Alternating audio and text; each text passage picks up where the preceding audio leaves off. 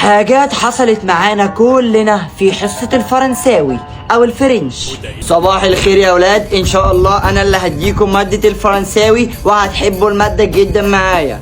طب عندي سؤال بعد اذنك يا مستر. انت قلت ايه؟ ده ماله ده؟ بقول لحضرتك عندي سؤال يا مستر. تقفل من بقك يا حيوان، اهو انت اللي مستر وابن 60 مستر. ده ابن الهبلة ده. هو انا عملت لك حاجة يا استاذ؟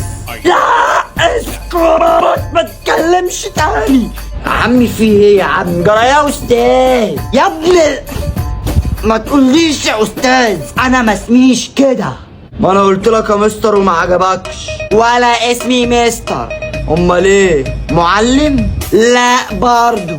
فهمت التاني عشان مدرس فرنساوي وكده، فعايزني اقولها لك بالانجليزي. اقول لك هتشر؟ احترم نفسك، انت مش عارف انت بتتكلم مع مين؟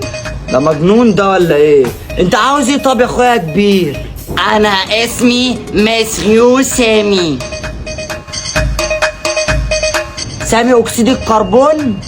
يا ابني بقول لك مسيو سامي. خدتك قدامي.